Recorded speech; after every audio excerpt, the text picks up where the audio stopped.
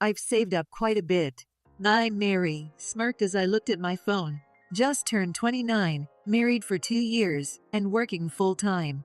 Even though my coworkers think it's creepy, I can't stop smiling. Because finally, we're close to saving enough for our dream home. The bank balance displayed on my phone was near the goal. My husband, John, whom I married after dating at work, and me don't have kids yet. We've been waiting to have kids until after building our home. I wanted to enjoy being single a bit longer, but John, being in his mid-30s, insisted, so we married when I was 27. Though we're in different departments, working at the same company as John feels awkward. But changing jobs would mean a pay cut, so I kept working. And now we're one step away from buying our house. It's been a long journey. No major issues with John, work is fine, and savings are growing. Living a typical life, marriage, work, saving for a home. I thought this ordinary life was my greatest happiness, but life isn't always smooth sailing. The main issue in our marriage is my in-laws. After work, I return to our small apartment. It's cramped for two, but we need to save for our house. The moment I open the door and see the shoes, my fatigue doubles. Oh no, she's here again. I sigh deeply inside. I'm home. Welcome back. You're late.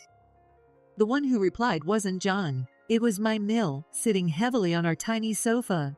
Good evening. Why do you always come home at this hour? My in-laws live 3 subway stops away. Not far, but close enough. So, my Mill frequently visits our place. What about John's dinner when you come home so late? She always says something like this. No words of sympathy for my late work hours, just complaints. Sorry, work piled up. I'll prepare dinner right away. John is home early even though you work at the same company. Aren't you inefficient, Mary? Though we work at the same company, our departments are entirely different. John's department rarely requires overtime, but his pay is low. My department is crucial to the company, filled with important tasks requiring overtime, but the pay is the highest in the company. I wish John would explain this, but his pride stops him. Now he's just sipping tea silently. Being a dual-income household, John could help with the housework a bit more. Yet John adamantly does nothing. No shopping, laundry, cleaning, or cooking. When I get home, he's either watching TV or on his phone. Unaware, my Mill keeps making snide comments. We already ate dinner with John. What? You already ate? Delicious steak. I treated John to a nice meal. I see. The restaurant name startled me. It's an expensive place. I was shocked but resigned since my Mill paid, as I headed to the kitchen to make my own dinner. Then, my Mill stopped me. Mary, I need a favor. I had a bad feeling. We're short this month. Can you help? Of course. My Mill often asks for money. This is ridiculous. She went to an expensive steak restaurant, right? Didn't you ask for money last month too?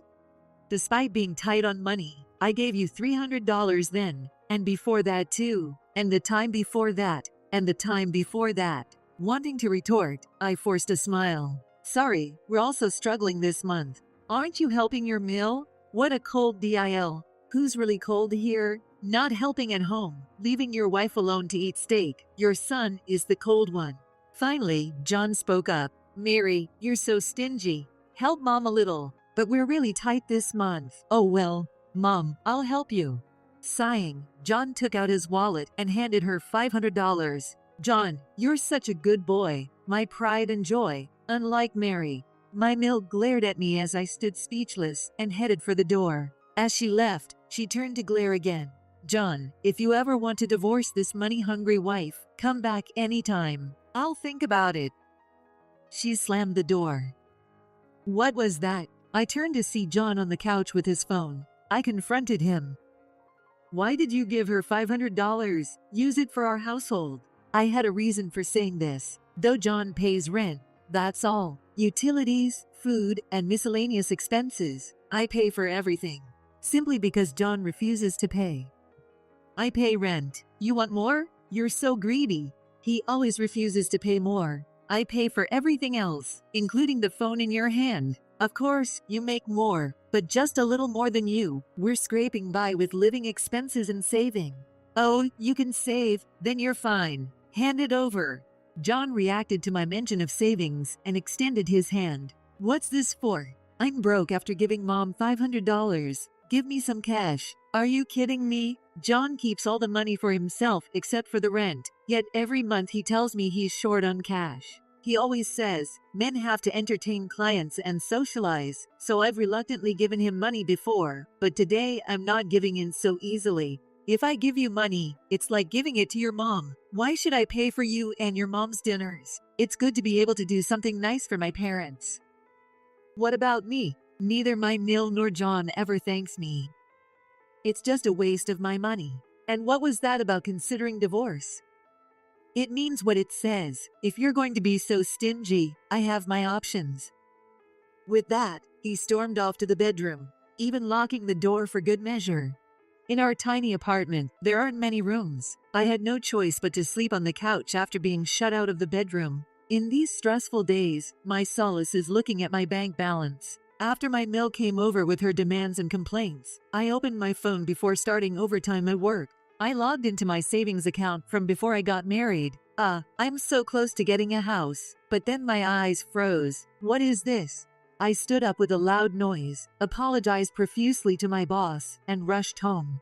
John, are you here? What's up? You're home early today. John looked surprised. In front of him was a spread of what looked like very expensive steak, and it wasn't just him there. Oh, welcome home, Mary. We're just having dinner. Both of my in-laws were there. Not just my Mill, but my Phil too. What on earth is going on? What are you doing? We're eating steak. Want some, Mary? Steak. Where did you get the money for this? Oh, we had a little windfall. A windfall. John and my in-laws looked uneasy as I cornered them. Refusing to let them escape, I grabbed John by the collar, and he reluctantly handed me something.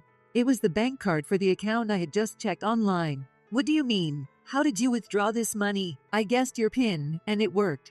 That's not the point. What made you think you could take my money without asking? The money I had been saving diligently since before I got married had been nearly wiped out. Without any remorse, John admitted to taking the money, laughing casually, which made my anger boil over. Shut up. We're married, remember? What's yours is mine. Don't be ridiculous. This is the savings I've been building up since I was single. Give it back. What are you talking about? A wife's money is obviously her husband's money. How greedy you must be, saving up all this money while living off John. Exactly. You should be more grateful. Who do you think pays for everything? Unbelievable. Not a single person here was on my side. This is just like stealing. Give it back. Hey, who's the one being ridiculous now? The word stealing seemed to finally make John flinch.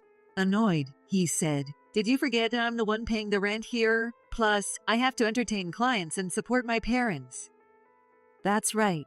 John's a really good son. And you just save up all this money while I cover the rent. What a luxury. You only pay the rent. You hardly ever have to entertain clients. And you ask me for money to support your parents. Quiet. You came into this family, so you should listen to me and my parents. What? You should be grateful I haven't divorced you yet, you useless woman. Shouting this, John grabbed my arm and threw me out of the house. Hey, there's no steak for you. Go cool off outside. I never thought he'd actually kick me out. Stunned, I ended up staying at a hotel for the night. The next day, when I returned home, only John was there. Relieved that his parents were gone, John handed me a piece of paper. It was a divorce form. John's section was already filled out. What is this? Listen, if you complain again, we'll get divorced immediately. If you don't want that, you'll obey me without question, and I'll manage your savings. John waved the bank card in front of me. Then he tried to leave. Where are you going? Out for a drink. Got a problem with that? Want a divorce? With a smug smile, John walked out. What an idiot. Does he really think threatening divorce will make me obedient? I had no love left for John anymore. And besides, does he think there's still money in the bank card John took? I'd already transferred all the money to another account. I always felt uneasy about keeping all my savings in one place, so I had multiple accounts. The bank card John had was just one of them. I filled out my section of the divorce form. What a fool. Leaving a signed divorce form was exactly what I wanted. I grabbed the notice and quickly packed my things to leave the house. After spending another night at a hotel, I took the day off work the next day. As soon as the city office opened, I submitted the divorce notice. Then I headed straight to a real estate agency. Last night, while browsing on my phone in the hotel, I found a property that caught my eye, a newly built house near the station, perfect for commuting. It was almost love at first sight. The exterior and interior were nearly my ideal. I viewed the house and decided to buy it on the spot. From then on, things were hectic. Staying in a hotel until the move would be too expensive, so I explained my situation to a friend and stayed with them while preparing the new house. I had to get new furniture and handle various other tasks. With all the business, I completely forgot about John and ex-in-laws. Hey, Mary! That's why I was shocked when John came to my department one day. Oh right, we work at the same company. As he loudly called my name, everyone's eyes turned to us, but John didn't care and walked straight to me. Why haven't you been answering your phone? Oh, I didn't think it was necessary. I remembered John had been calling non-stop. I was busy and didn't want to deal with it, so I ignored him. You withdrew money from the account without permission, didn't you? Don't mess with me. And why haven't you come home? Do you really want a divorce? Oh, don't worry. We're already divorced, and that money is mine, so I can do whatever I want with it. He still thought threatening divorce would scare me. When I casually said this, John's face went blank with surprise. What a stupid face. It's funny. What? Divorce? Yeah, thanks for preparing the paperwork. I submitted it. What? I don't accept this. Doesn't matter. The divorce is finalized. Oh, and I've already informed the company, so the process is complete. You might need to take care of some things too, so let your boss know, okay? I turned my attention back to my computer, signaling the end of the conversation. I was busy. Divorce. Where are you living now? You left your stuff at home. I took what I needed. I'm fine. I'm living comfortably and bought new things. Where are you living? That's none of your business. It's a privacy matter. Please don't pry. John fell silent. Feeling the stares of my colleagues and boss, he left the office without a word. My colleagues sympathized with me, saying, Mary, you have it tough. Living in my new home was wonderful. The smell of a new house was incomparable, and it was spacious and comfortable. But since I had just moved in, there were still many things I needed. Today, I was expecting the delivery of some appliances I bought online. Just then, the intercom rang. Oh, it's here, I thought, and opened the door. I immediately regretted it. I cursed myself for not checking the intercom first. Standing outside was my ex-Mill. I was so surprised I blurted it out. Right behind her was my ex-Phil, and behind them was John. It's been a while, Mary. I'm coming in. Oh, wait, just a second. Ignoring my attempt to stop her, my ex-Mill barged into the house, inspecting the place as if appraising it. This is a nice place. Oh, and I like this furniture. Move it to my room, will you? Wow, there's more room too. This will be our room. Oh, wait a minute. What are these curtains? They have terrible taste. I'll choose new ones, so give me some money. The yard is quite spacious. Maybe I'll start a garden. What on earth are they talking about? Confused, I looked back at John. John, what is?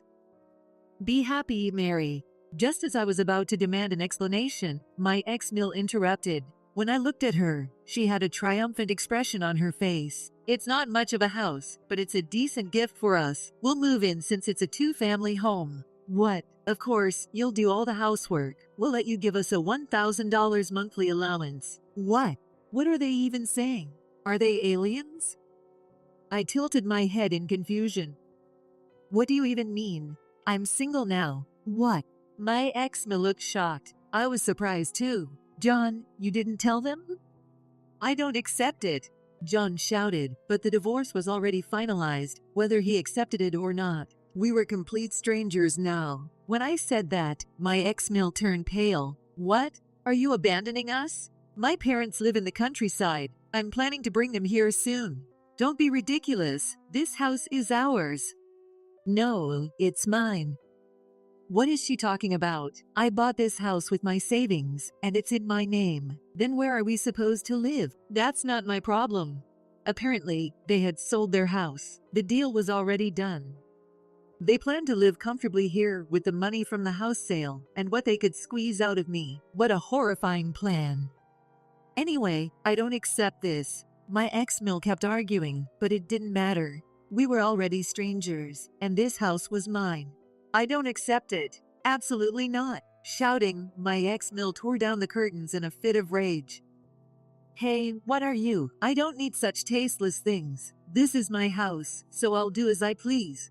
That's right, what's yours is mine. I don't accept the divorce, and my parents and I will live here too.